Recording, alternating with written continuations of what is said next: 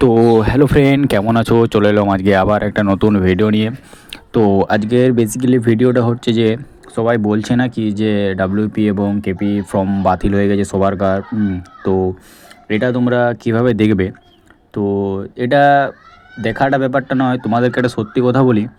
তো কারোরই ফর্ম বাতিল হয়নি, ঠিক আছে? বাতিল হয়েছে শুধুমাত্র যাদের ফটো এবং সিগনেচার ভুল আছে, শুধু তাদেরই ফর্ম বাতিল হয়েছে। এটা নিয়ে অনেক ইউটিউবার ভিডিও বানাচ্ছে যে আমার ফর্ম বাতিল হয়েছে, ওর ফর্ম বাতিল হয়েছে, সবারকার ফর্ম বাতিল হয়েছে। কারণ এই যে ফর্মটা বাতিল হয়েছে সেটার জন্য আরও নতুন ভ্যাকেন্সি বেরোচ্ছে। সেই ভ্যাকেন্সিতে আবার যাদের ফর্ম বাতিল হয়েছে তারা আবার ওইটাতে ফিল আপ করতে পারবে। এরকম অনেক ইউটিউবার বানাচ্ছে, আমি তাদের নাম নিচ্ছি না কারণ ব্যাপারটা একটা রিসার্চি হয়ে যায়, তো সেই জন্যে কারোর নাম নিচ্ছি না আমি। সেই জন্যে বলছি যে কেউ টেনশন নাও না। কারোরই ফর্ম বাতিল হয়নি। আমি বলছি কাদের ফর্ম বাতিল হয়েছে সেটা তোমরা কিভাবে দেখবে, আর এটা কেন বলছে যে বাতিল হয়েছে।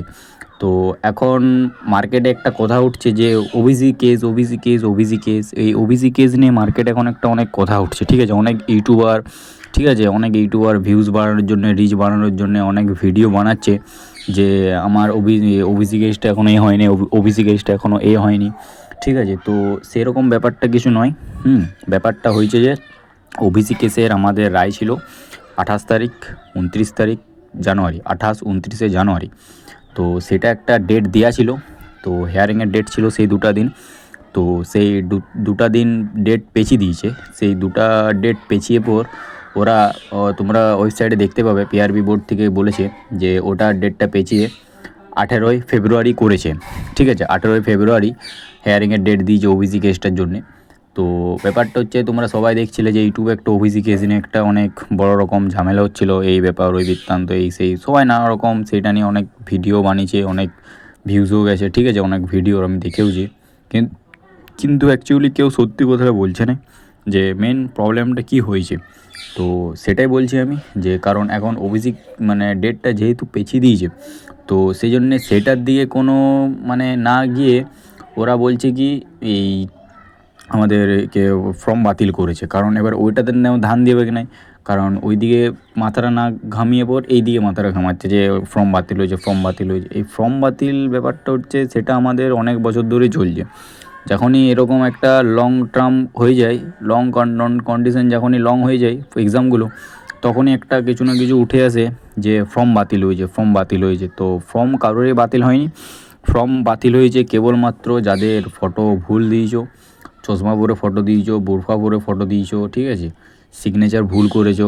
প্রায় 15 কি 16,000 সামথিং, 15 থেকে 16,000 এরকম কিছু ফর্ম বাতিল করা হয়েছে।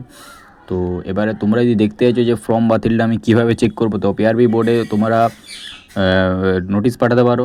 তো সেটার জন্য অনলাইন থেকে করতে হয়, আই থিঙ্ক 10-15 টাকার মতন নেবে এরকম কিছু। তো ওখান থেকে অনলাইন থেকে তোমরা চেক করতে পারো। তো তোমাদের যদি মনে হচ্ছে যে আমার ফর্ম বাতিল হয়েছে, তো তোমরা যদি ভাবো যে আমি কীভাবে ফটো দিয়েছি বা কীভাবে সিগনেচার করেছি, সেটা তোমরা ইয়াতেই পেয়ে যাবে। তোমাদের যখন ফর্ম ফিল আপ করেছিলে তখনই তোমাদেরকে রিসিপ্ট কপি দিয়েছিল। তো সেই রিসিপ্ট কপিটা দেখলেই তোমরা বুঝতে পারবে যে তোমাদের কীরকম ফটো দেওয়া আছে বা তোমাদের কীরকম সিগনেচার করেছো বা কোনো ভুল কিছু লিখেছো কি না। তো তাহলেই তোমরা বুঝতে পারবে। তো সেইখানেই তোমরা ক্লিয়ার হয়ে যাবে যে তাহলে তোমাদের ফর্মটা বাতিল হয়নি। তো সেই জন্যে বলছি। তো এটা একটা ছোট্ট ইস্যু যে ওবিসি কেসটা আমাদের 28-29 তারিখ ডেট ছিল, সেই ডেটটা পিছিয়ে করেছে আমাদের ফেব্রুয়ারির 18 তারিখ। তো সেই জন্যে বলছি।